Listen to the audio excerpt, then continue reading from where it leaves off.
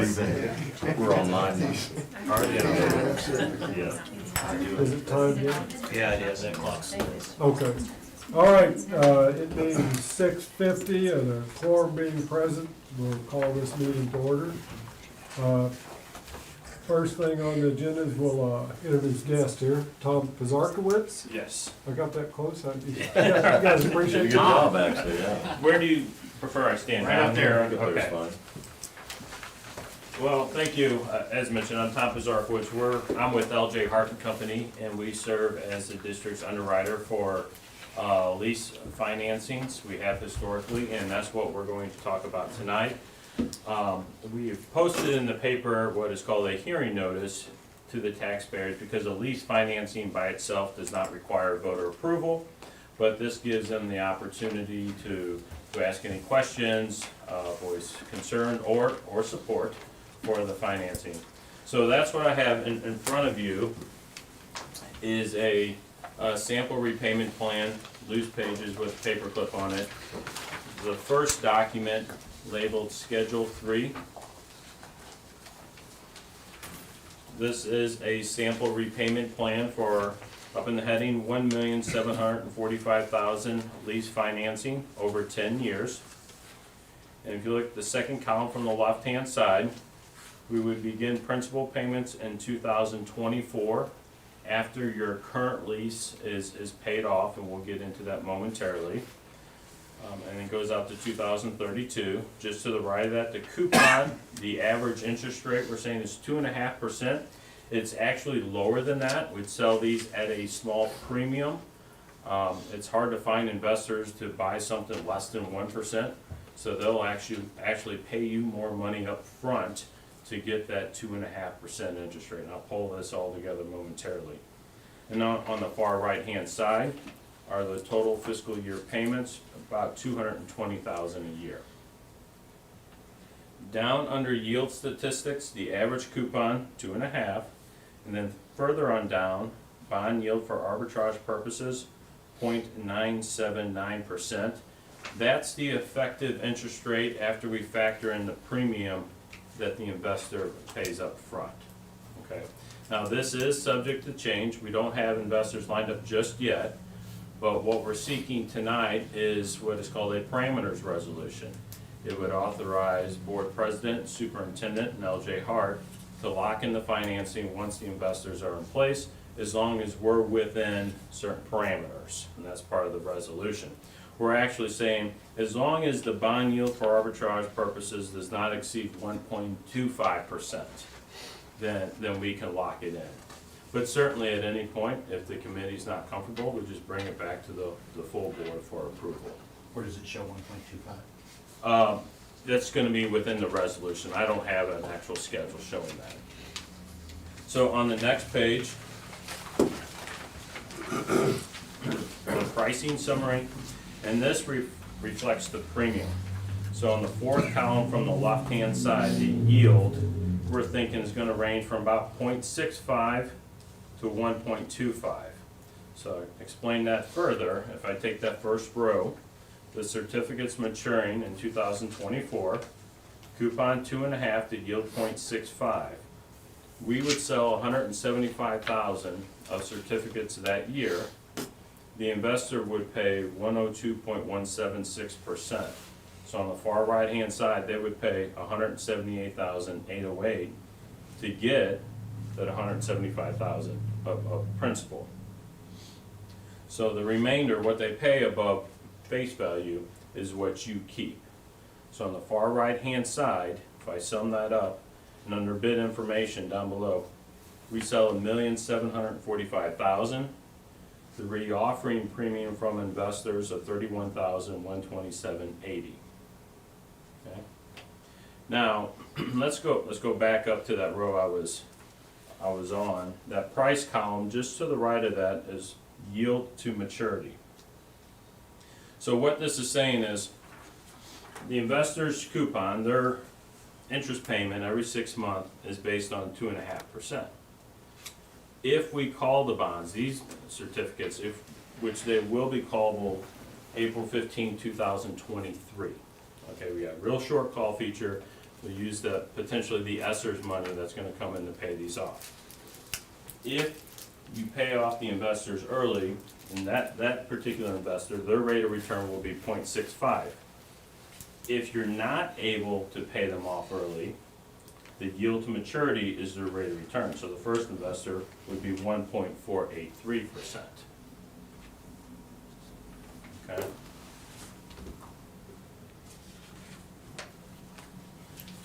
We can come back to this, but on the next page, sources and uses of funds. Again, at the top, we sell $1,745,000. The reoffering premium of $31,000 and change comes in. And then deposit to your construction fund is $1,717,917.80.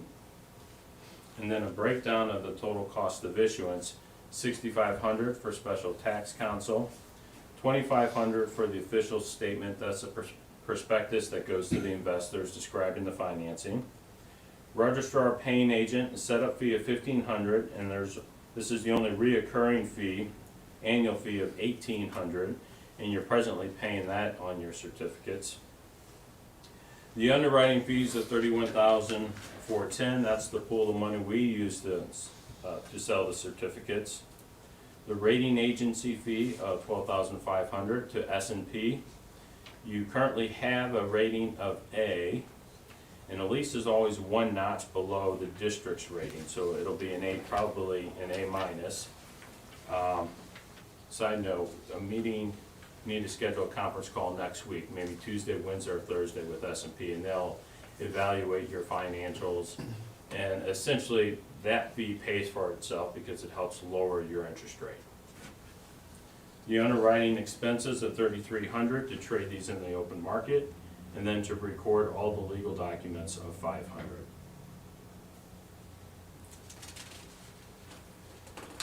I'm sorry, Tom, why is it an A?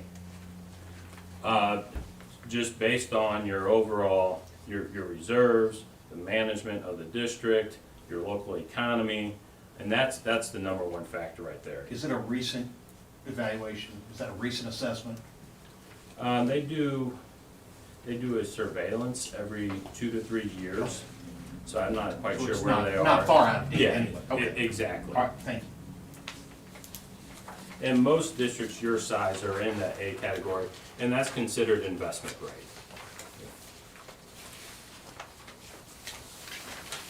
On page 4, reading left to right, this is the cash flow analysis in the capital projects fund, the fund that it's used to repay the lease certificates. So on the green shaded column, we have your revenue sources. You don't have a capital projects levy, so the first 2 columns are blank. But then the amount of money you're allocating from Fund 1 to Fund 4. So you have your classroom trust fund money, the gambling revenue, and then the 7% allowable transfer. So you can see in fiscal year 2021, you transferred $350,000, and there are some other revenue sources of $51,862 that came in for just over $400,000. And then in the pink shaded columns under Schedule 1, we have your 2013 lease that will be paid off in 2023. And those payments are around $300,000 a year. Under Schedule 2, the 2020 lease, those payments are around $47,000. And then under Schedule 3 would be the new lease payments. And we sum those up in the darker pink column or red. And then in the blue column is the surplus each year.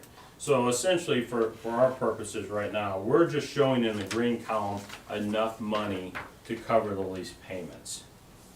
Again, roughly, after your current leases are paid off, it would be around $220,000 a year. But you certainly have more money to transfer if you chose to do so.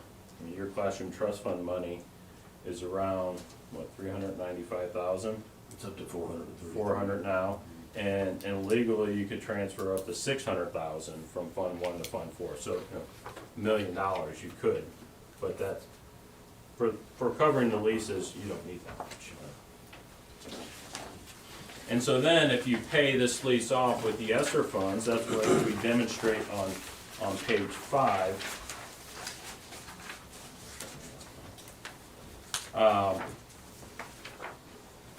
We just have smaller transfers in 23 and 24. Well, really, you only have one payment on the new lease, the $51,623, and then the rest would be paid off.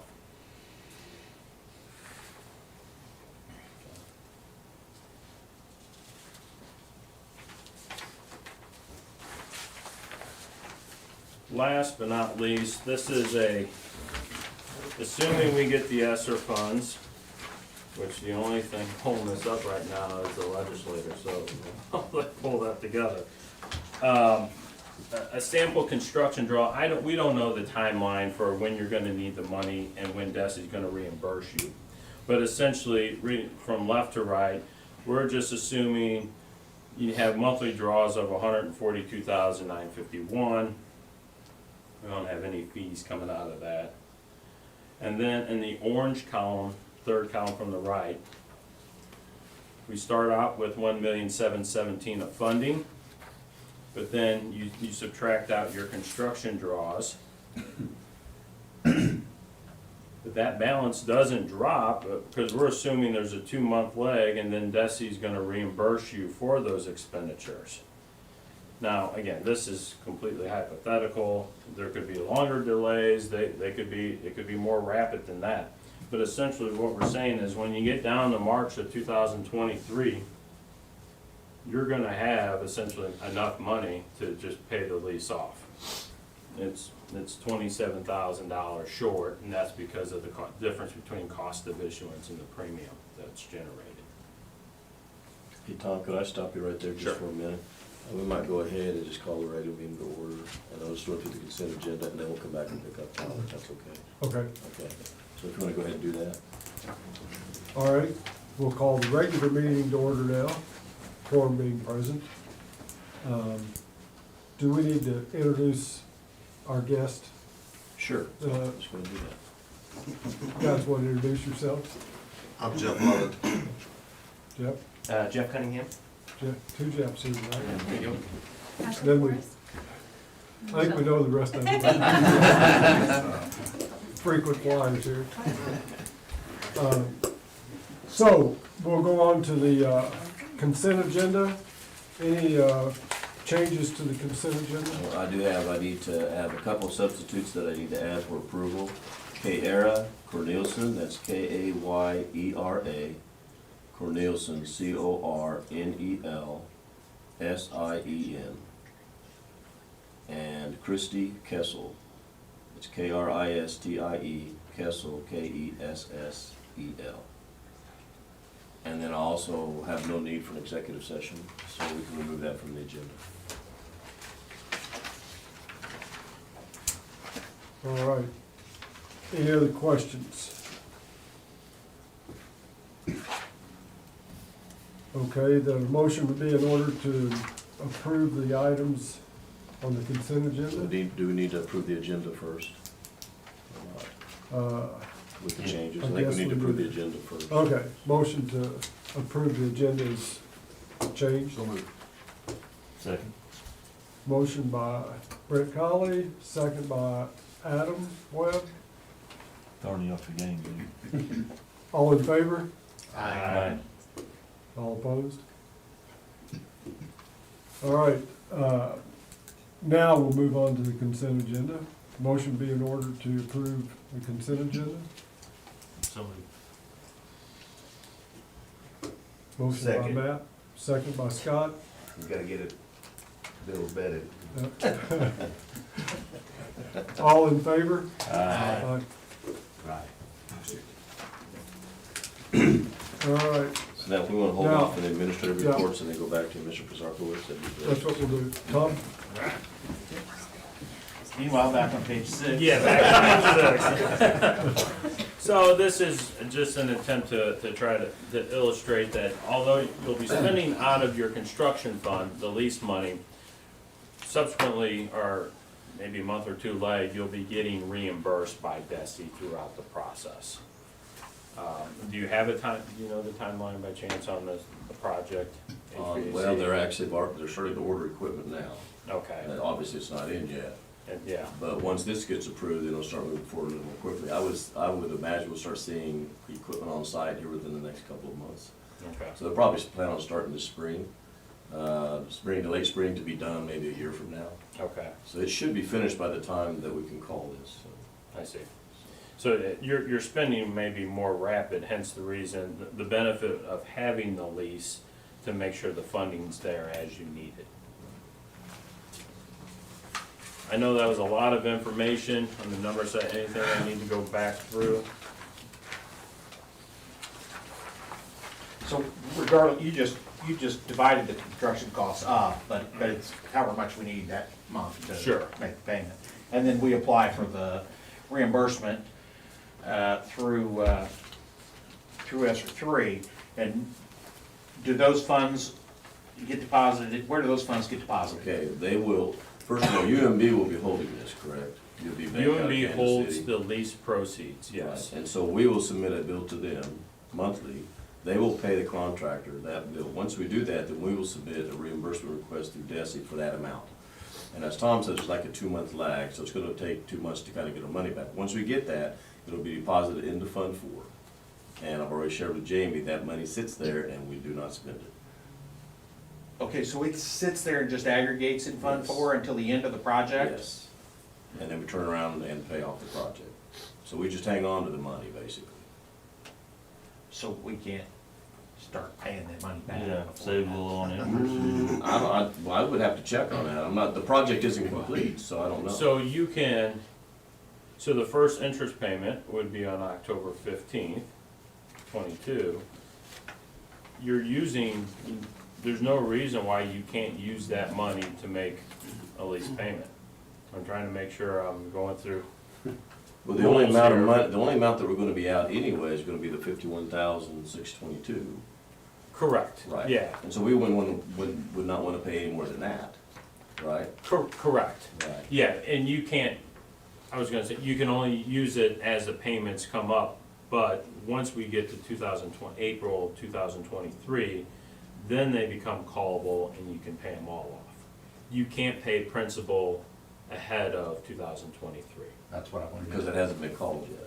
Right, you haven't hit that call date. Exactly. And having a. You can't pay it back before the call. That was really, Right. that's my fundamental question. I didn't know how to And the word it. part that I need to check on is I'm not sure we can use ESSER 3 money to pay interest for the cost of the project.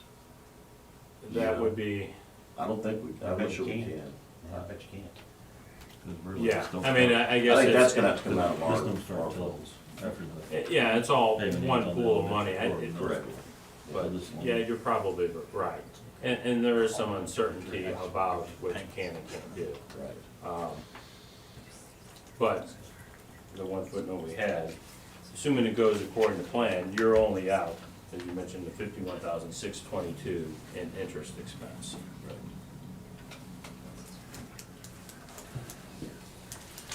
Now, the one thing I just want to, and we talked about this the last time we discussed this as a board, but was to make sure that the ESSER 3 money has not been appropriated yet, all right? And so if for some reason, I don't believe that there'll be a snag, I don't believe that they will not appropriate it, but if for some reason it doesn't, then this turns into a 10-year lease. Right. All right, and so I think everyone on the board needs to understand that, that's kind of the situation. We do have until, the legislature has until March 24th to appropriate those dollars, or the feds will recapture those monies and redistribute them to states across the country. So, the initial feedback I received, the legislative update, was that they're making it a priority right now. It's already on, they've already had bills in the House introduced on this. But also, you keep hearing from the political side that there may be a push to use Medicaid expansion as a leverage in opposition to appropriating the ESSER $3. And so we'll see where that goes. Hopefully that doesn't get traction, but I know that MSBA is behind that, so is MASSA, to start pushing hard on phone calls if that kind of a conversation starts materializing. But right now, I see no reason why they would not appropriate those dollars. So, but I want to make sure everyone has your eyes wide open going into this, because that's kind of the possible situation, so. And even at that, it still would be fine, because our current lease will be paying off in April 23, and then this one rolls into 24, and then we just keep on going. Right. And as an underwriter, we look at that, and you can see you've been able to afford 300,000 a year, and so now this would be 220.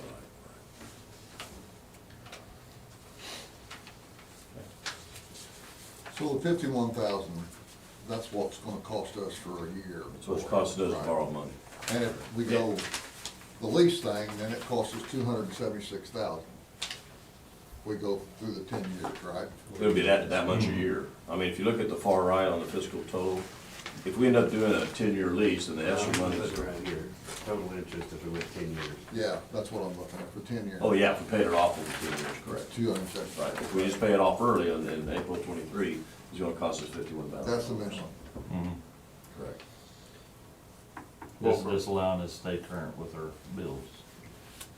I was gonna say, for full disclosure though, I mean, you still have the fees of doing the project as well. So you have your interest expense, that's really one bucket. But then the fee on page 3, you know, the total cost of issuance of 58,210, Okay. but 31,000 of that is really being paid for by the investors. So the net of what, 27,000.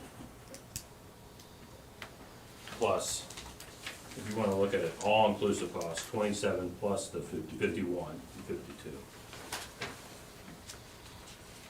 So it's 78,000 Yes. Right. for a year.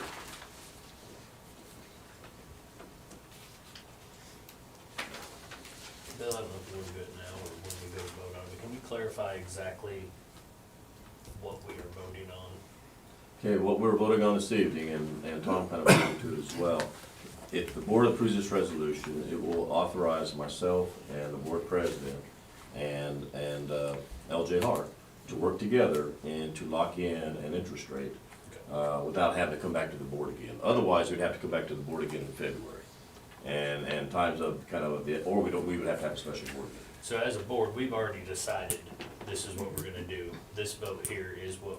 How to finance it. Okay, I just Yeah, wanted to because the be board's clear already on approved what the we are- project with Exactly. integrity, and we've already signed the contract to pay Right. for that. Right, So we're committed to the project. absolutely. That's a good segue too. I wanna highlight a couple points within the parameters resolution. So the all caps paragraph at the top of resolution, I'll just paraphrase, approving the issuance of lease certificates of participation. Goes on to say authorizing the establishment of a final terms committee and fixing the time when this resolution shall become effective and authorizing certain other actions in connection with the issuance of such certificates. All right, so what that means is, let's go to page 2. We have the table towards the bottom, but just above that, roughly in the middle, says such interest rates, this is what the terms committee will, the guidelines, such interest rates shall be consistent with interest rates generally established for certificates of participation bearing a rating of A from S&P. On the date of determination by the final terms committee, and shall not exceed a bond yield for arbitrage purposes of 1.25%. As I mentioned, right now we have 0.97. It does give us some wiggle room if rates jump up on us, and they are trending up for sure. So our hope is to get on this as quickly as possible with the rating call next week, and then get it out in the market. We will offer it up to local banks first, and then if anything's left over throughout the state. Interest component of such payments shall be payable on April 15th and October 15th, beginning October 15, 2022, at the respective rates per annum approved by the final terms committee established herein. The bottom paragraph, the 2022 certificates maturing on and after April 15, 2024 may be called for redemption and payment prior to maturity at the option of the district on April 15, 2023 and thereafter, in whole or in part at any time. The last paragraph I want to highlight page 5, section 10. This just goes through establishing the final terms consisting of board president, superintendent, and Larry Hart. And then the committee has the authority to, if we have to move $5,000 of principal here or there, we can establish the final date. We said the interest rates, the yields.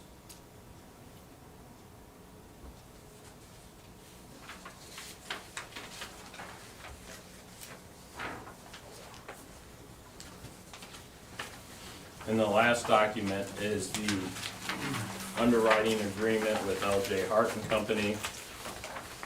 And this is relevant because we have to disclose to you that we serve as an underwriter and not your financial advisor, and we do not have a fiduciary interest, and we inherently have a conflict of interest because we get paid based upon the successful closing of the financing and the size of the financing. So we can't have a fiduciary interest. But, so we disclose that within the underwriting agreement. There's no other conflict beyond that, which again is standard for all underwriters. We do state in here that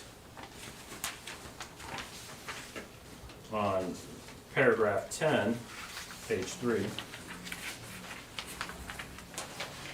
the total cost of issuance are not to exceed 3.5%. Now, they won't, I've disclosed on the very last page and in the numbers we went through the total cost of issuance, and that is 3.33%. The only reason why we have 3.5 is if you decide to lower the par amount of the financing, the cost of it, the percent goes up in relation to the financing amount. But otherwise, the costs are locked in.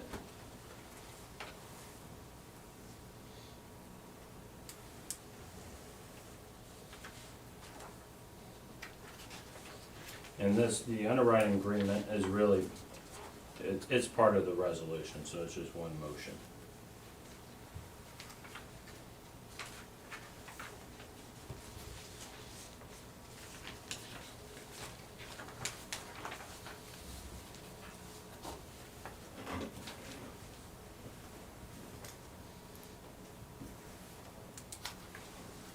So Tom, on the actual motion that we have is to approve the capital facilities finance resolution and to secure funding from LJ Hart and Company for the completion of the middle school HVAC replacement project. Is that worded correctly? Yes, I'm sorry, can you repeat that first part? Yes, it would be, a motion would be in order to approve the capital facilities finance resolution and to secure funding from LJ Hart and Company for the completion of the middle school HVAC replacement project. Yes.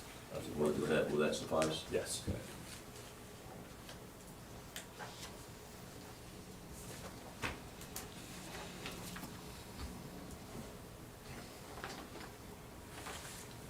Any other questions? All right, thank you, Tom, very much. And with that, I appreciate it. Thank you. Thank you, sir. You're welcome. Safe ride home. If I could leave, this is the underwriting agreement.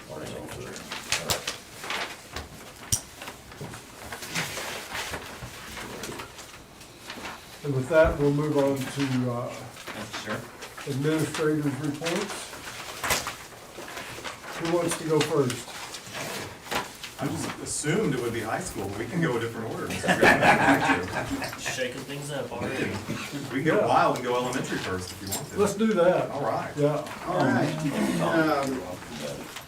Well, it's an exciting time, the second semester starting. The numbers, enrollment is really steady up there. I'm going to jump around a bit.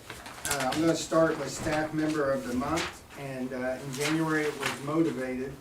And I want you to recognize that staff member's name is not on here because I completed this report before we voted on who that would be. And there's a good reason for that. But I'm pleased to announce that Mrs. Jeannie Moffis was voted staff member of the month for being motivated by a vote of her peers. And if we jump back over to some upcoming activities, I wonder who the motivated teacher is that is going to do science experiments with 5-year-olds after school. One guess, Jeannie Moffat. So, well deserving of that recognition by her peers. She is a driven and motivated individual. A couple other things start in the second semester. Our expanded after-school tutoring program, paid for by the ESSER funds. Currently, I have 6 teachers that are interested and that are doing that. Each of them have 2 to 4 students that they're tutoring after school, and they're doing that Monday through Thursday. And then today was the first day of our Take Flight room. Just a summary of what that is. We took the lowest 15 math students, the lowest 15 reading students from 2nd and 3rd grade, and we're pulling them out. Don Newberry is leading that charge, and I got to observe about 30 minutes of that today, and I'm excited to see what kind of gains those students make during this second semester. I think And it's that's during school hours? during school hours. Yeah. How long does it last? We're doing The program. the program through this, all the The entire second semester. Yeah. And we're pulling them out an hour and a half for reading and 45 minutes for math, so. Now, that, as Mr. Cottingham said, that program is also funded through ESSER 3. You might be asking the question, why are we doing it? We haven't got ESSER 3 yet. Well, we need to make a commitment to get the learning loss taken care of irrespective of ESSER 3. So if ESSER 3 doesn't come through, then we'll pick up the cost of the tutoring program. So in some celebrations, we kind of changed our procedures coming back second semester. Breakfast in the cafeteria, which teachers really appreciate that, very much so. I joked with them, I said, if you guys want to come in and do breakfast duty with us, we'd be more than happy. It's going to be kind of chaotic. And they're like, we've been doing breakfast duty for a year and a half. No, thank you. But the first day or two was kind of chaotic, but each day has gotten better, and you know, it's kind of like riding a bike. Once you get back on it, you can make things go smoothly. I want to spotlight our custodial staff. They really don't know what to think because they've never had breakfast in the cafeteria or lunch the way we're doing it now, and they're just kind of like, what's going on here? But they've been flexible, they've been fantastic, and you really don't know how much you're doing until you don't have to do it anymore. I mean, when we were having lunches back to back to back to back, and they were wiping tables as kids were walking in behind them with their trays, now with our new schedule, it's not quite so rapid pace. And they're kind of like, what do we do now? But they do a fantastic job through all this. And finally, I put in some Sca Map Comparisons, and I'll preface that by saying we go to school 1,044 hours a year, and we map test about 10 hours a year. So map testing is just a minute snapshot of a student's overall academic experience. However, I don't feel like we can just sit in our own little bubble and say, everything's good, we're doing good. So this is why, since I came here, I just kind of kept track. How do we stack up against other schools, our same size, our same geographical area, same demographics pretty much on students. And I put in 2021 just to show you how I kind of justify that each year. It's just based on the number of proficient, or percentage of proficient and advanced students. If you have the biggest percentage, you're ranked number 1, you get 8 points. And I did that for 3rd grade math, 3rd grade language arts, 4th grade language arts and math, and then just tally it up and see where we land over the course of the year and the course of 6 years. And the thing I would point out is just our consistency. You know, there are a couple of schools above us, but even they have had some years where they've finished rather low. But our teachers and our staff have done a good job to maintain and keep some consistency there. On the tutoring, you said 6 teachers, 2 to 4. I'm realizing this is going on 2 or 3 days. You think that's gonna pick up, or just issue with being little and parents working, As far as more teachers or or more more students? students More students. taking advantage of it? I don't know, you hit the nail on the head. It's difficult to get parents to let their kids stay at times, so. And personally, I said I didn't want a teacher to have more than 2 students Okay. at any one time, because that we want it to be very specific to those students' needs. And the more students you have, the more diverse needs you have in the room, so. On this chart here, just so I understand what I'm looking at, are you saying that over a 6-year period, out of the schools compared here, we rank third amongst those? Yeah, Out of, what did we do, 8 schools? yeah, the SCA. The SCA, okay.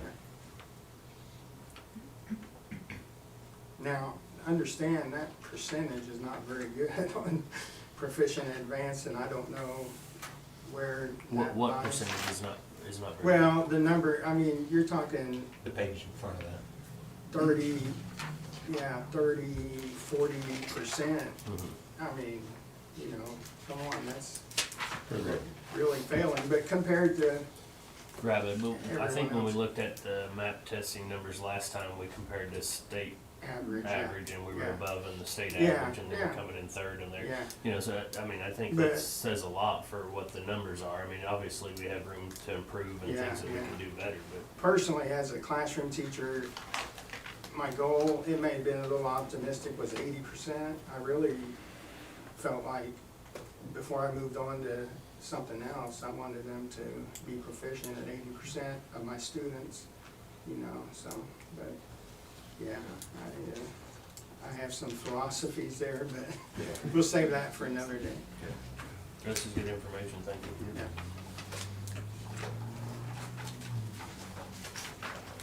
Thank you.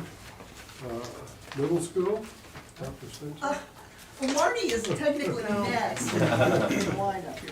Okay. Okay, well, you have my report in front of you. Our numbers are up a little on enrollment and went up again today. I don't know why, but we just had a bunch of kids enrolled in the last week or so, so I expect those to go up again next month unless we lose them, so I don't know. You know, I stand out on the playground every morning and greet the kids as they come up from the buses, and I was just really pleasantly, not surprised because, you know, we have great kids, but just really happy that when they came back from Christmas break, they had good attitudes, they were ready to be back. You know, some mornings they come in and you can tell they're tired or they're needing a break, but they came back and they were all glad to be there. And as you walk through the building that first day back, you know, teachers were they just absolutely hit the ground running with instruction, and were ready to go too, well rested. We had a lot of teachers sick last week. That couple of snow days kind of helped us with that. Thursday and Friday, we were already kind of wondering what we were going to do for subs. So seems like it kind of cleared out the illness in the building. And when we started school this morning, we had full staff. We had no subs in the building. So that was good because I had teachers who were just literally gutting it out. And, you know, as long as they didn't have a fever and could be there last week, they were there. And it was getting a little rough toward the end of the week. But we're all well and back in the classroom now. Our new tutoring program started, and several of you have kids in my building, so you get my emails and you kind of know what's going on with that. But we're doing 4 nights a week, and we have it split into Monday night is a rotation. 1 week it's science, 1 week it's social studies.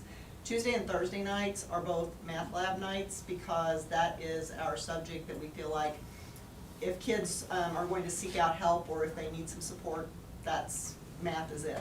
And then Wednesday night is a reading and writing lab. And then we also have fifth and sixth grade still has their required reading tutoring.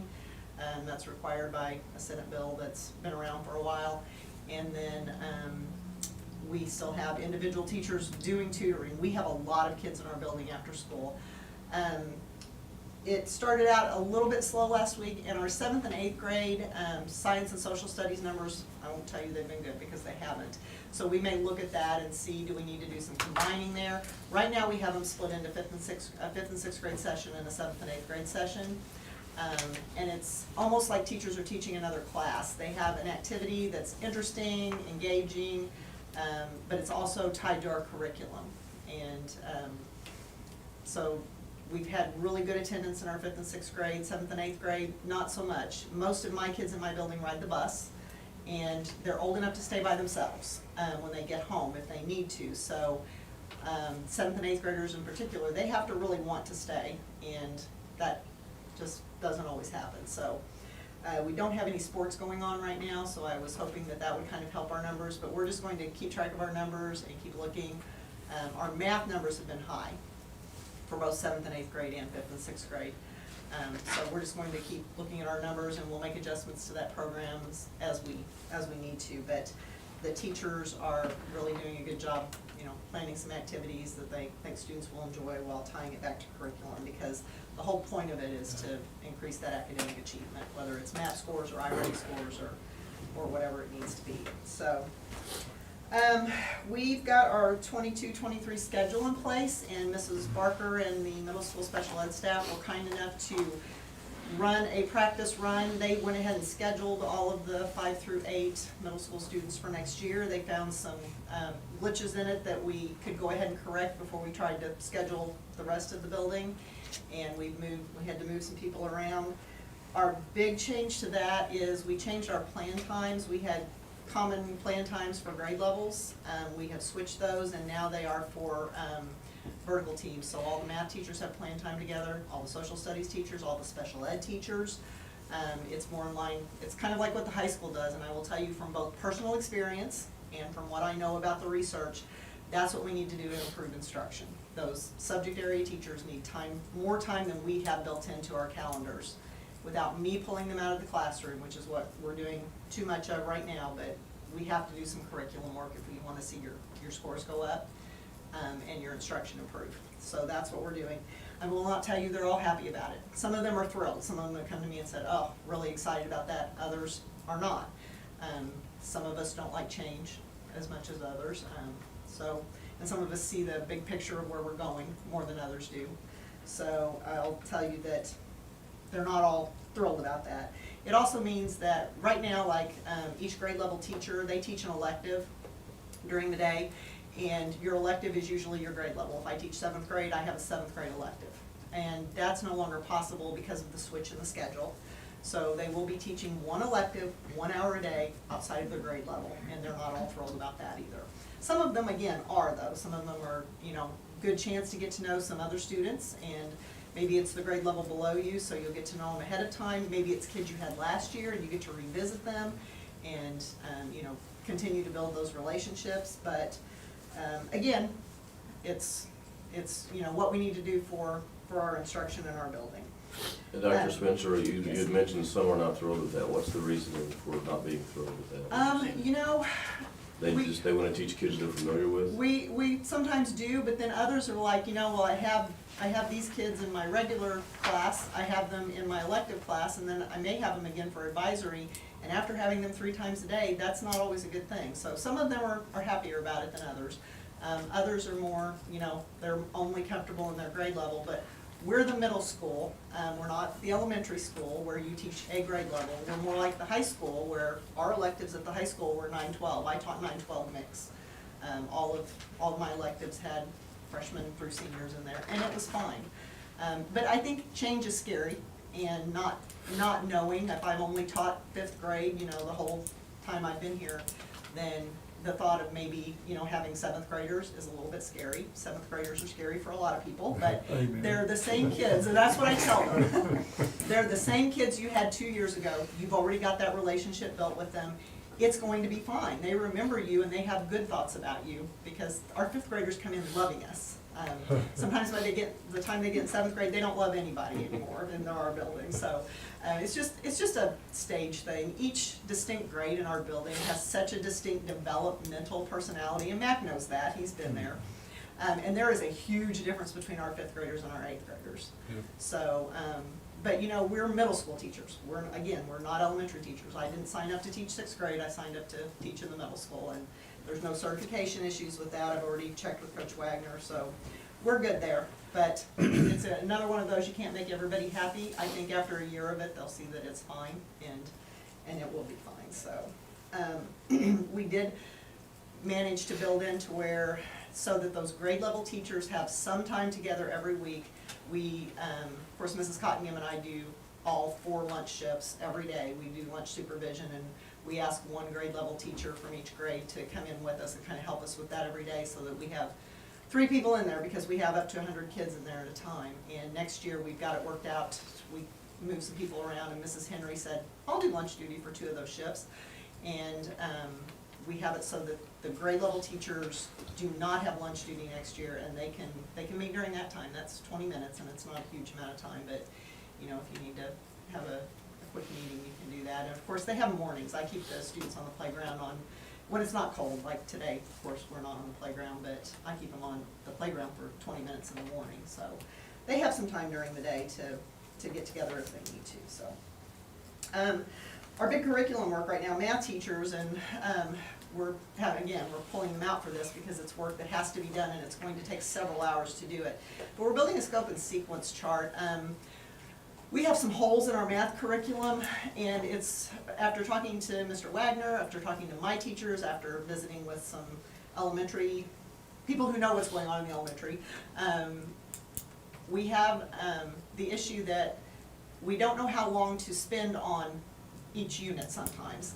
And our teachers are trained, because that's what we tell them, is if they didn't get it, if half of them didn't get it, then we need to do some reteaching.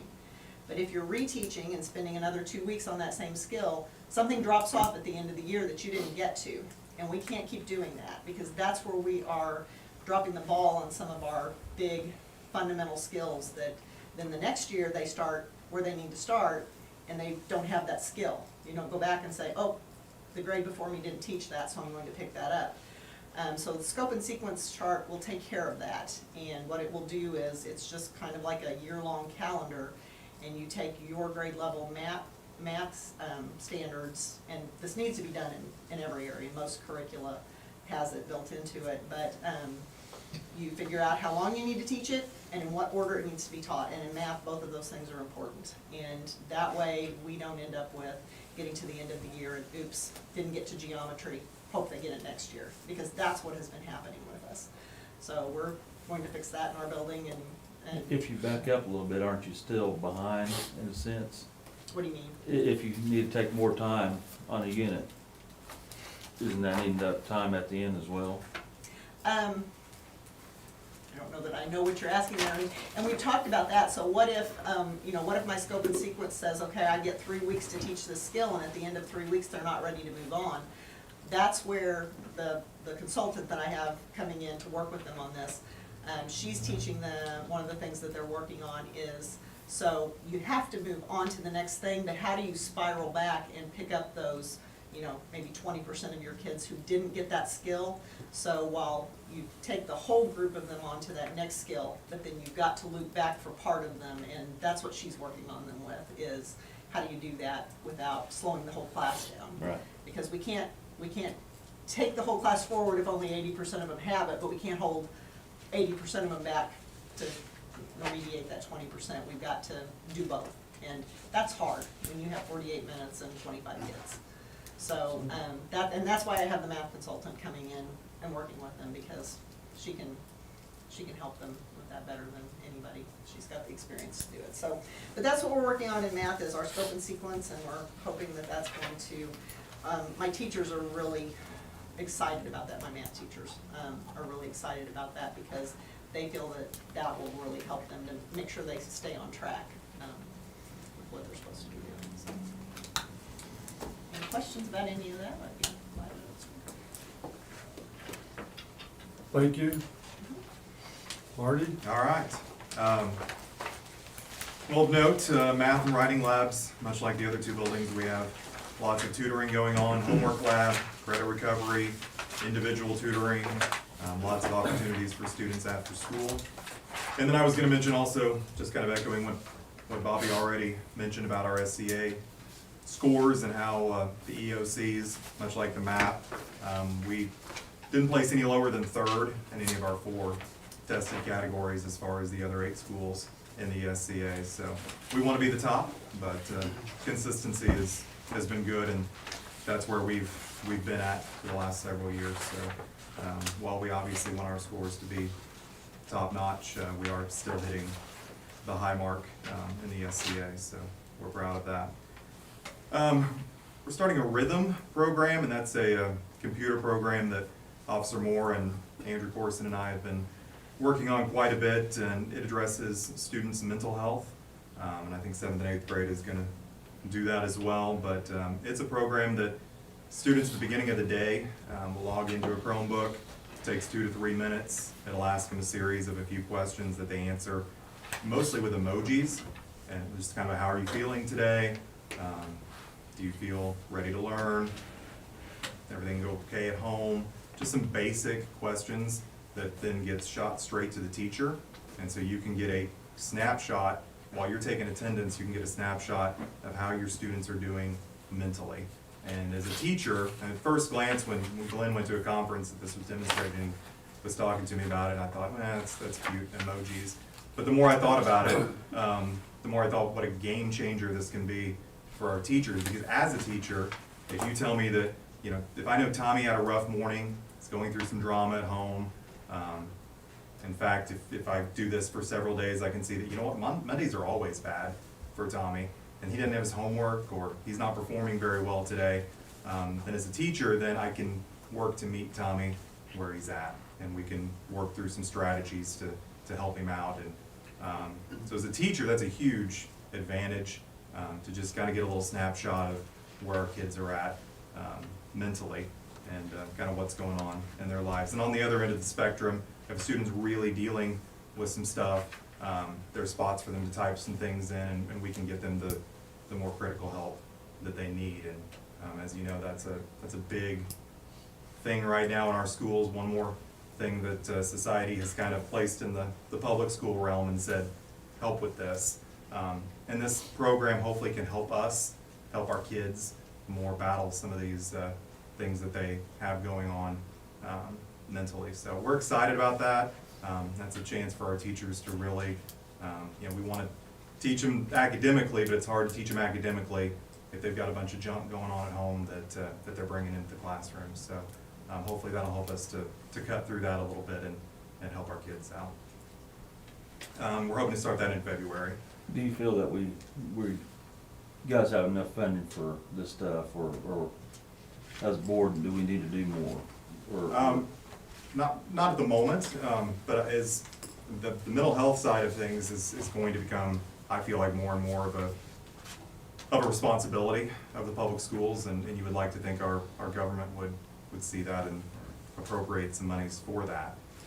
But if not, there may be some need for more local dollars. The rhythm would qualify for ESSER $3. Yeah. Mental health is That's been a big help for component. this. Yeah, mental health is a huge component of that. Not to interrupt your presentation, but we had also in the ESSER 1, ESSER 2 money, and even some of the ESSER 3 money, we had put some of Right. that aside for our mental health, our Right, I just counselor, didn't that know we if we contract needed- with additional on top of that. And I think we put a pretty good chunk of change in there to help with some of these needs, and she's here 2 days a week, Yeah. and we have another programming group going on with some small group counseling that was started Yeah, today. that was great. That started today that has spanned off of that, so we're in a pretty good place with it right now. See, there's a few of these items that are new now, that they weren't there when ESSER 3 first came out, we did the budget application. We put in the 20% required for learning loss, but I could see going back and amending that budget and increasing that amount. Because there are some new programs that we hadn't talked about a year and a half ago that are very, very important for our students. I think rhythm is one that would be very, very good. I've already talked to Coach Wagner about another program that you'll be hearing about soon called Satchel Pulse, which is a climate type survey that you can do for kids, but it's more holistic. It's for the entire school, not just per kid. And that is something also that comes highly recommended, but both of those could qualify for ESSER dollars. And so we may end up going back and amending that budget just to put more on the learning loss side than we have originally planned, because we're getting some really good programs that are coming Yeah, out. I just wanna make sure we're staying on top of it. I know we've got some Absolutely. budgeting deals and all that. I just wanna Absolutely. take this into consideration as well. Absolutely. And when ESSER falls away, then we may need some more local dollars for that kind of thing. And that's what I was going to say, of the, you know, when the ESSER money is all gone, and you look at what do you need to sustain, that counseling piece has been huge for my building. My kids are at the age where if we can work some of those issues out, we can send them off to high school just in a better place mentally and emotionally. And we have several students who are participating in that, who would be just kind of, you know, we would struggle with them otherwise. Yeah. So as you look at what you might want to sustain when the ESSER money is gone, that counseling program has Yeah, just- really been. It all falls into budgeting, so I wanna make sure Sure. we're there when Yeah. it goes away. Not to interrupt what you got going on, Marty, but. Go for it, Matt. How will you evaluate? You know, we're talking about the after-school programs, and Bobby, you talked about some of the challenges of that. Like, how will you evaluate the success of that? Because the ESSER funds are likely gonna run out at some point in time. Do you guys have a metric or something that you can tell what you feel is successful and what needs to have, like when we gotta make that decision, well, we can provide this program or this program. Do you have something that says this has been successful and this is not doing what we wanted it to do? Or how do you measure that? Well, I mean, there's multiple ways. Grades in class would be probably the first thing we would look at, our kids passing our classes. Right. Because we structure our tutoring in the high school and a little differently than the other two, but, you know, high school, we have to have credits, and you gotta pass classes in order to graduate. So that's kind of paramount. So if kids are passing classes and they're achieving the mastery of that course, then it's working, and we can sustain it. How would you evaluate something like rhythm, or is there a way to do that? Well, a survey like Mr. Hall was talking about, a climate culture survey, it's a little harder. The data that comes from rhythm is phenomenal. And if you guys would like, in the spring, once we've been doing it for a month, I can demonstrate some of that for you. But that gives you you can drill down to what's kind of the temperature of the class. You know, what is it about 6th block math that kids are not, you know, why are they not in a good headspace during that time? And it can give you trend lines like nationwide and statewide as well. So there's some really good things to look at on the data side with rhythm. And you know, ultimately, we don't want to see any suicides.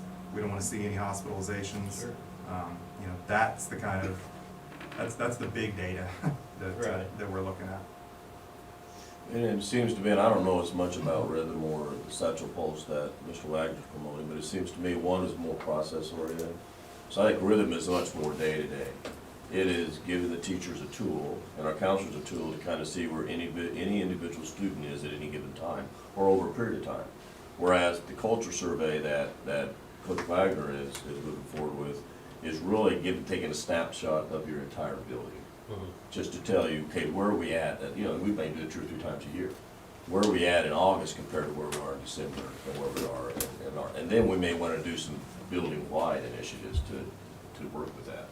But I think the rhythm is more in terms of day-to-day, just to give a tool, just an idea to see where every single kid is coming from. Well, and I guess my question, like Bobby, for you, for example, I mean, is it just boiled down to grades? I mean, because what we tend to see are the MAP tests or the AR tests or whatever are we gonna do this for 2 years, and do you think that it will affect those, or will the grades be the indicator of how successful your programs are? No, not the grades, it'll be iReady. All students in elementary just took the second iReady diagnostic. So we can look at those 30 kids from 2nd and 3rd grade, and when they take the 3rd one in April or May, we can say how much growth have they made. You can see your programs and What's see the if they're impact? successful. Yeah. Marty, I noticed in Officer Moore's report here that he mentions a senior project with a student support team, and they're making suggestions Yeah. to faculty about has that just started this semester or? It's been going on for probably Yeah. 6 weeks. Shayston Mayberry, it's her senior project. And he's pretty positive about it. And I'm not one to oversell something, but the days I'm having a bad day, and if they're having a meeting, I can go by that meeting and remember why I'm in education. Yeah.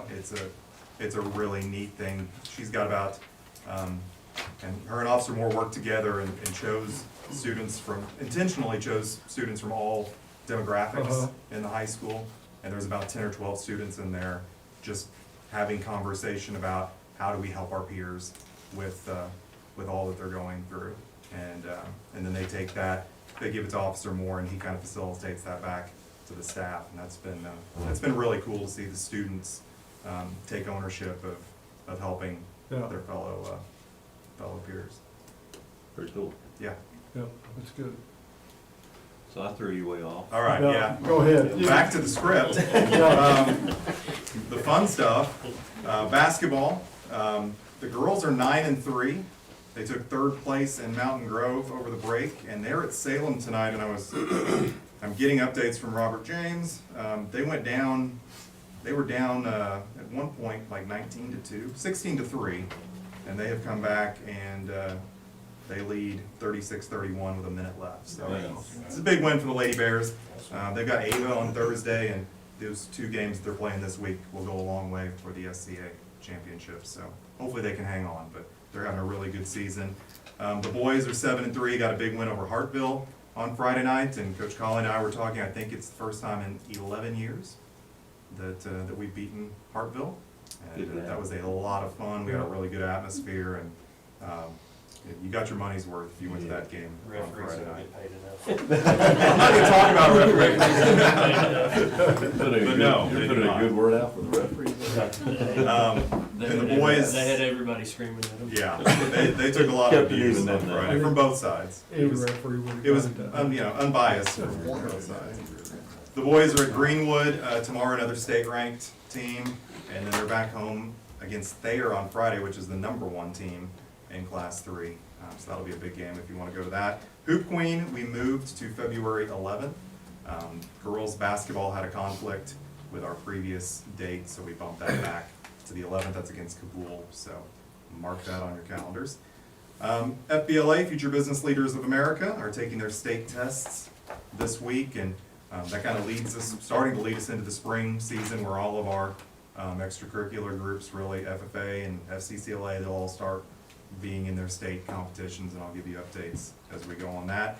Like Bobby, we went back to the Bears Den for lunch for the first time in 2 years. We've had lunch in the classrooms for 2 years, and Mr. Schmidt and I really enjoyed that, but it's back to the lunch duty, and it's been really good actually, and we've actually enjoyed it, getting around and talking with some kids we don't see a lot. So teachers, that also frees them up to offer bear time again, and that's an enrichment opportunity for students. So that's been it's been good to go back to all of that. I had to help the freshmen and sophomores make a line the other day, so I thought about enlisting the kindergartners to come up and show us how to make a line. But they do know how to work water fountains, so I know that was an issue for you guys when those were turned back on. Coming up, we don't have a whole lot coming up except for basketball and all the normal stuff, but I am taking several teachers to the Powerful Learning Conference. That's at the lake in 2 weeks to get some professional development. We always come back with some good practical ideas from that conference, so looking forward to that coming up in a couple weeks. Anything else for Marty? Our special ed department's here. I don't have a whole lot about special ed. I do have a few things I want to talk about. Our state report card was released for special ed last week. It's a little bit late this year. They had some staff changes at the State Department, and I know that I usually do my report next month, so I'll spare all of that data for that time. However, I know that I mentioned before that we had an opportunity to write a grant for recruitment retention. That grant was written and was approved, which was $67,000 for our district, that we can use in ways to help recruit and retain the teachers that we have. And I got some input from our building principals on things we could do to use that money for some of the things that, that were suggested for that, was to do maybe a couple times a month, just a snack treat type of thing, go around to the classrooms and hand out a drink and a snack to them. And so I wrote some funding in there for that, which I thought would be a good opportunity off of the board meeting Wednesday night. If we had some board members that were available on those Fridays that we wanted to do that, give you an opportunity to be in our buildings and be visible and pass some things about like that out to our staff members a couple times a month if we can work something out on those lines. We have about $5,000 initially to spend on things like that. We also have some money for extra teacher supplies. I know that typically they get a small budget every year to order some things for their room. But this would be, if they have a wish list of something that they typically can't get in that allotted dollar amount, to give them a little bit more money to buy some things that they want, not necessarily just need for their room, but just something a little extra for the room. We also have some money for some stipends to pay maybe mentor-mentees, a little bit additional. Some of our veteran teachers help our new teachers get settled in their rooms, or maybe even an opportunity for that mentor to go into the mentee's classroom and pay for a substitute teacher for that room to help develop that teacher. So we have some money set aside to do some things like that and pay for substitutes. We also have some money set aside to, before school starts, maybe with our new teachers, to do like a luncheon. We also had a little bit set aside that we could pay stipends to someone to maybe take some of that busy work off of teachers' plates, or cover a recess duty for them, or make copies for them that allows them time to play in another classroom and just take that busy component piece out of it. The whole purpose of this money was to do things to make teachers' lives better and make them want to stay here. So that's kind of what we can focus those dollar amounts to. This is a three-year event that we have to report by survey through the Department of Education if it had any effect or outcome. If it did not have a positive effect, we by no means have to pay the money back, but they're just kind of curious on things that worked for us that maybe would work for other districts, on improving teachers staying with you, or maybe recruiting some to come to your district because it's a good place to work. So it's 20,000, We have $67,000 total. but you said 3 years, so 20,000, No, something 1 year, it's or? a reimbursement type of grant, so when you spend the money, then you request it through the State Department and they reimburse you for it up to that $67,000. But we have 3 years to spend it. But a portion of that is retention, a portion of that's recruitment. $10,000 of it, yeah, $10,000 of it is recruitment, which would be things for like at the high school. I know that Mr. Spence, one of his classroom teachers, is going to be teaching a program to maybe help teachers want to become future teachers. So if there was some curriculum that they needed to purchase for that program, or if there were candidates at the completion of that program that maybe wanted to take the paraprofessional assessment to become a paraprofessional right out of high school, that we could pay for those fees and things like that for the candidate, or the licensure. So maybe that high school student right out of high school that's going to college would want to come back into our district and be a para. It can pay for things along those lines to recruit people to want to be here as well. I have mentioned before that Pathways for Paras program, our current paraprofessionals are going to be starting courses in a couple weeks to become certified teachers. Some of it can pay for the cost associated with that as well, to recruit teachers to be here. So, and then shifting from that just a little bit, I know that was more than I know that it has been brought up about things that we needs for our needs. I know that this isn't an ESSER conversation, but their space is real estate in our district is pretty prime.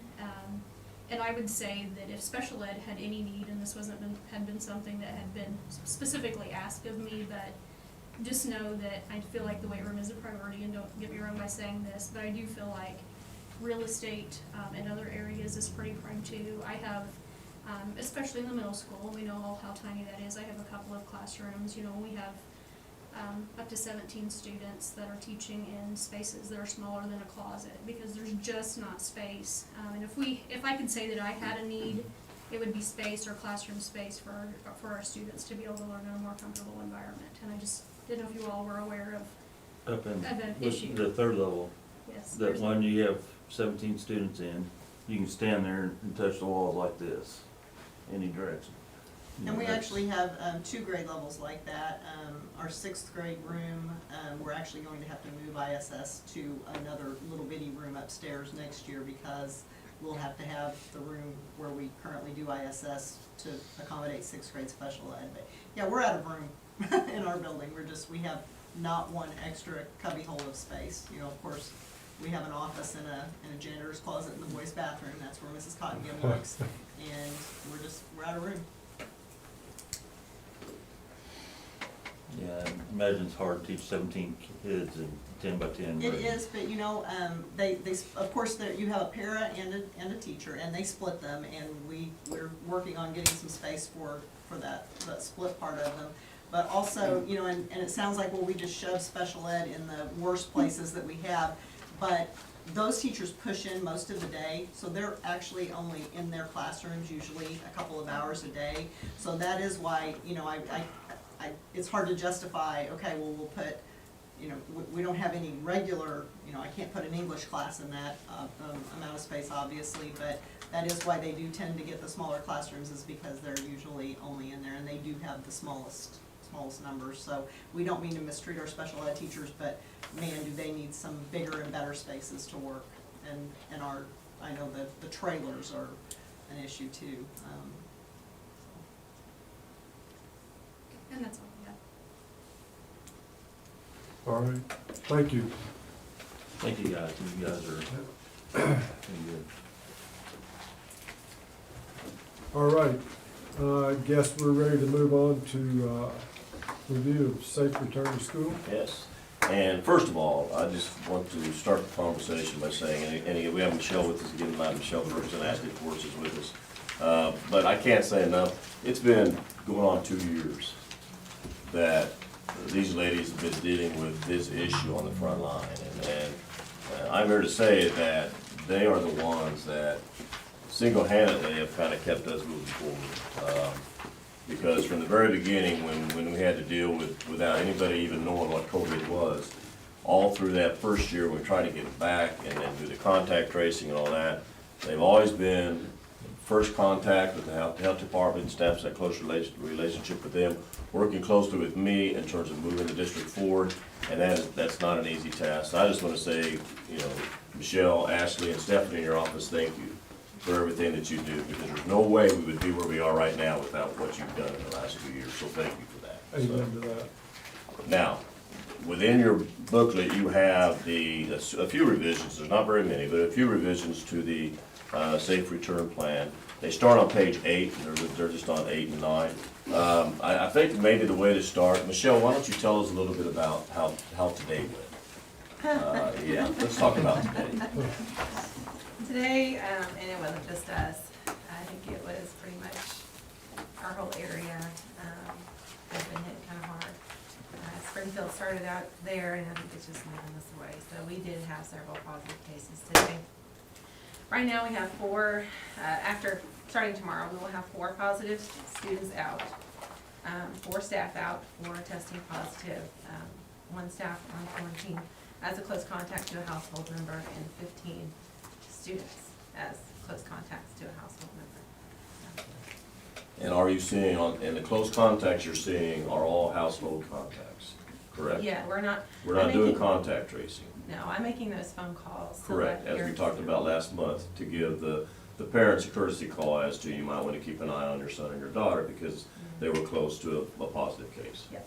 Okay. So we had- And, go ahead. Sorry, we had 4 positive students and we got 15 kids that are quarantined as a result. That's not as a result of that. So the 4 positive students were different phone calls. These 15, our mom called, hey, I'm positive and I have 4 kids. What do I do? or dad's positive, what do I do? Or they might be a sibling, a few of them are siblings to Gotcha. these, but a lot of Gotcha. them are So due to. Beyond that, Yeah. beyond the 4 students, Yeah. okay. So then So we that's are, self-reporting that we talked about at our last meeting, actually, right? Yes, yes. that's good. It is good. Now, as far as the changes that we have, the recommended changes in this particular plan, if you turn to page 8, the CDC's changed their guidelines, and they've reduced the amount of time for positive contacts to be excluded from school from 10 days to 5 days. And as I go through this, Michelle, if I misstate anything, please correct me. Don't Okay. feel bad about doing that at all. Okay, But it is, they're reducing it from 10 days to 5 days, but that 5 days is from the date at which they are symptomatic, okay? So just to give you a scenario, I mean, that's a big deal in terms of keeping kids in school for a shorter, for a longer period of time, or excluding them for a shorter period of time. Just to give you a scenario, and I like to use this scenario, oftentimes, Michelle and I have been talking, just because they're symptomatic doesn't necessarily mean they go get the test. You know, they may be symptomatic on Wednesday, but they don't get the test until Friday. And so we find out that they're positive on Friday, but they show symptoms on Wednesday, so that 5 days begins from Wednesday. So you count 5 days from Wednesday, it's Wednesday, Thursday, Friday, Saturday, Sunday, they're back in school on Monday, they didn't miss any school. Okay, so that's important, that's a big piece. Another part of this is close contacts then, they have 5 days as well, but their 5 days begins after the positive contact is finished. Is that correct? yes, that's correct. Okay, so when so if the positive contact has 2 days, then, and before they come back to school, because they didn't go get tested right away, then the household contact has maybe 5 days beyond that, so they have 7 days. So it isn't necessarily gonna be a full 10 days. It could be anywhere from 5 to 10 days. It just depends on the situation, all right? But that's much different than what we had a year and a half ago, because we were excluding 10 days and then 14 days on top of that for a household contact, so there were kids missing almost a month of school. So this is a big change that will benefit schools, I believe. Now, we had a conversation about test to stay as an option. And just since I did the board packet and other situations came up, but since they've narrowed the amount of time that kids are excluded from school, then we don't believe at this point a test to stay would be a viable option, because they're not gonna be out of school very long anyway. But the other issue is that now there's a statewide shortage of tests. And so they're no longer dispersing those to school districts. And so if we wanted to do a test to stay, we couldn't do it anyway, all right? Just because we can't get our hands on the test right now. So that's why that particular option was taken out. If you go to under item C, it states if asymptomatic, the 5 days of exclusion will begin on the test date. And so if they don't have any symptoms, but they test positive, we have that, they test positive, but they're asymptomatic, they still get 5 days from the date that they tested positive. That's kind of how that works. Item D, upon returning to school from exclusion, students and staff who tested positive for COVID-19 should wear a mask for 5 days to minimize the risk of infecting people they encounter. We emphasize should. All right, there's still nothing in there that says required.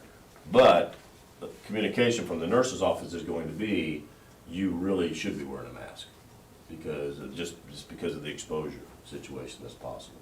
Anything you want to add to that at all? Or? They made these changes because with some studies done in other countries where this variant has hit first, they found that your infectious period is earlier on for the first few days. So that's why they've shortened the quarantine period for 5 days. So I think that, I don't know, I just feel like this will be good for what we're doing here at school. I think that it'll keep kids in school. And I just think the masking is probably important, especially with the household contacts when they're coming back early. This variant is very contagious. It's 3 times more contagious than the Delta variant. And I think the reason that our school contacts not testing positive, we were able to get rid of the contact tracing because of that. I'm afraid that if we didn't encourage the masking, that would probably go up. So that's my thought on that. Are you seeing a trend, Michelle, in terms of the household contacts who are excluded from school because of a contact to a positive? Have you seen any trends in terms of them coming back and testing positive themselves? Yeah, the household contacts do. Not that they come back to school first, we usually get a call from a mom or a dad saying, went ahead and just tested everybody, cause dad tested positive, or mom tested positive, and we've had, there's a lot that test positive. So there's a viable reason to make sure that we exclude those kids from school. For right now, I For a period think of so, time. yeah. Yeah. If we wanna keep everybody else in school, I think that would be the best thing. Right. Right now, we only have 24 total out, right? Yeah, it's something like that, it's right around there. Good. Yeah. So what was it like last week? Last week, not too bad, of course, we had a short week. I expected a whole lot more phone calls on Monday. I was kind of preparing myself because typically when we come back from break, it's Right, crazy. We got that today instead of Yeah. last week. so it's, yeah, Yeah, but I know, I get a newsletter from Cox, about every week, and it's really bad up there. They're Yeah. getting their daily positive numbers are through the roof right now, so, it's not unexpected. So I think that's gonna be this way for a few weeks. oh, I think so too, I think we might as well get ready for everybody to have it. So you're thinking it's gonna go up here? I think it's gonna be a rough few weeks, Yeah. yes, I do, and I think Well- it'll get better after that, but, So, on the last paragraph on this page, it talks about, trying to let those people know that are close contacts with the positives. yes. And today was the first time you've had all that to do? Yeah. Maybe to a great extent. How'd that go? It wasn't too bad today. We go back 2 days prior to symptom onset, so the extended weekend helped with that. There were Yeah. some we didn't have to do that on because they Uh-huh. weren't at school. Okay, I did do one where I called middle school case. I figured out the close contacts, made those phone calls.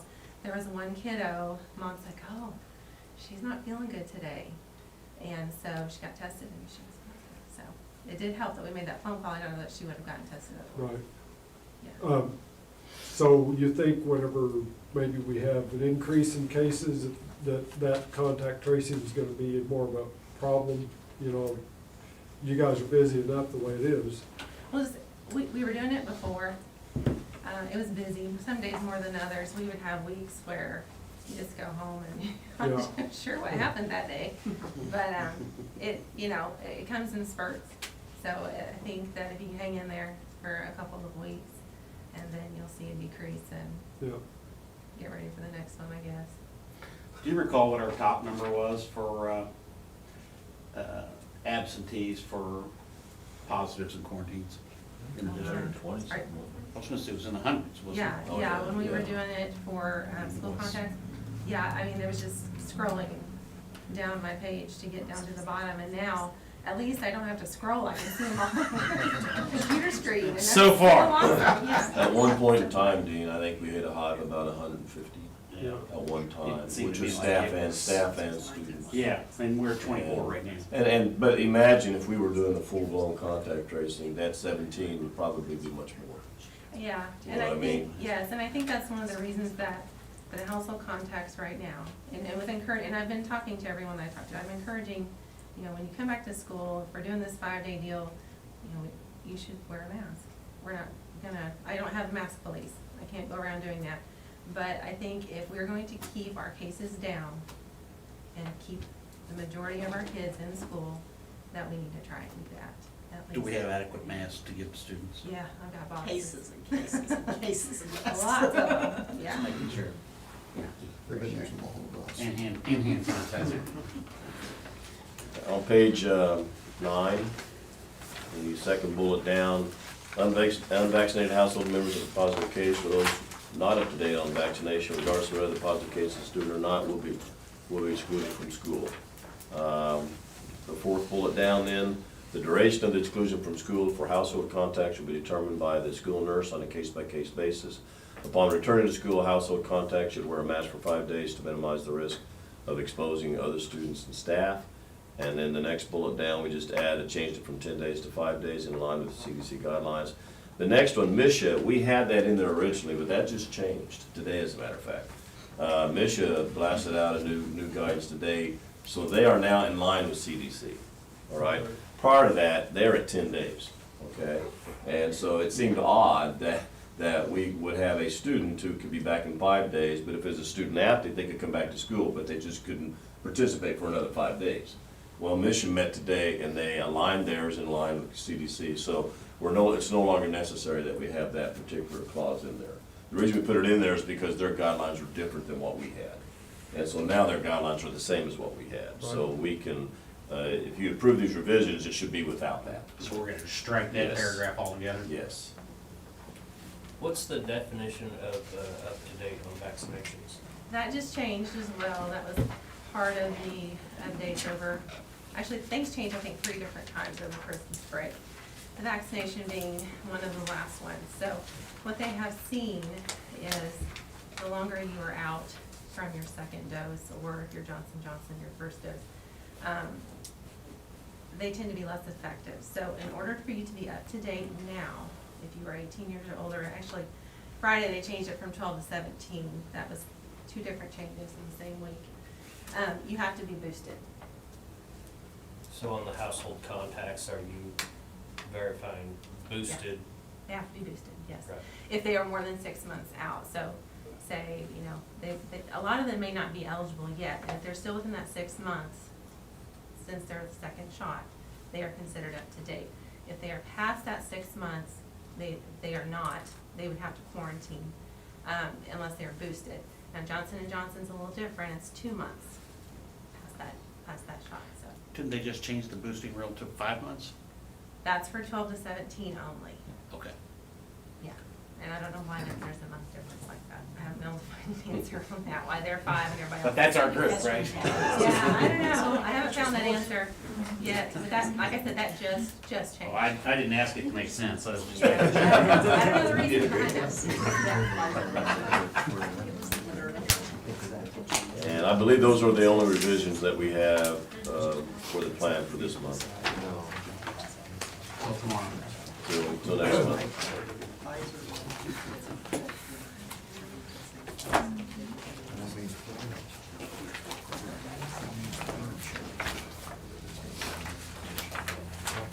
Well, thank you, ladies, for all you've done and all you have to do ahead of you in advance here, but I really do appreciate, I know everybody else does, all the work you guys have put into this, keeping us in school. You know, we talked about the mental health issues. We don't know what we'd have if we couldn't stay in school. And I think that they did list that as one of the reasons, as well as the early contagious period. You know, these kids, they are having a lot of issues, and so it's another benefit to get them into school faster. So that's another reason they shortened the isolation period. Yeah. I got to share an email back and forth with Michelle after our last meeting there, and while I don't agree with every aspect of this, I put my trust in you, that you and your team have the best interest of the school in mind, and that you guys are going to do what's right for what we got going on there. We appreciate it very much. Thank you. And that's exactly what I've seen in all you've done, so, thank you. All right, comments from our guest? This is your opportunity. Time to shine. You tell Coach Colley anything you want to. You know, It's on record. Yeah. It's getting close to halftime. We don't want to break Mr. Hall's promise. Okay. It's too late. Well, no, I think, will we make halftime? Is it halftime yet, Coach? The girls won. Okay, what about Georgia and Well, Alabama? it was 3-0 a while ago. So it's not halftime yet. Alabama. And the girls did win 42-31. Yeah. That's quite a Big comeback. win. 10-3. Yeah. Somebody will come back. All right, Jeff, thank you for that. I appreciate that. Yeah. I'm a man true to my word, so let's move forward quickly. then we'll move on to items for action. First item up, motion would be in order to approve the capital facilities finance resolution and to secure funding from L.J. Hart and Company for the completion of the middle school HVAC replacement program. So moved. Motion by Dean, Second. second by Adam. All in favor? Aye. All right, moving on to action on safe return. Motion would be in order to approve the revisions to the safe return to in-person instruction and continuity of services plan as presented. So moved. Motion Come on, man. by Coach Colley, second by Matt. Back on track now. That's my job. All in favor? You feeling good? Feel better. Motion approved. And, Okay, if I could, Mr. Goodman, I need to make a change on this, after visiting with Mr. Friga. He had been in contact with Bob Watkins, and they would like to change that time from 10 a.m. to 11 a.m. The time in which the board will convene next Monday to begin screening superintendent applications. Should we put lunch in the motion at all? It'll be there. Okay. Lunch will be here. Like, if you don't need to put it in the motion, you I was can't. thinking breakfast. That's more like a brunch there, so. okay, as long as we don't need dinner as well. with the amendment, changing it to 11 o'clock and lunch, a motion would be in order to set a special meeting of the board for Monday, January 17th at 11 a.m. for the purpose of reviewing superintendent applications and to set the procedure for conducting interviews of applicants. So moved. Second. Okay, motion by You gotta Dean, get your second buddy by there, Adam. Scotty. All in favor? Aye. Aye. Motion's It's not about getting approved. your fingerprints on it, is it? And there's no need for executive session, so motion So to moved. adjourn. Second. Coach Collins. All in favor? 8:21, Bill. Not bad, that's not bad, though. bad for you. That's not bad, I mean, That's a personal bet. we're 45 minutes on this. That's not bad. I think you'll make half time. Thank you guys for getting involved us through this. Bill, somebody asked me if we could use my, 11 minutes ago.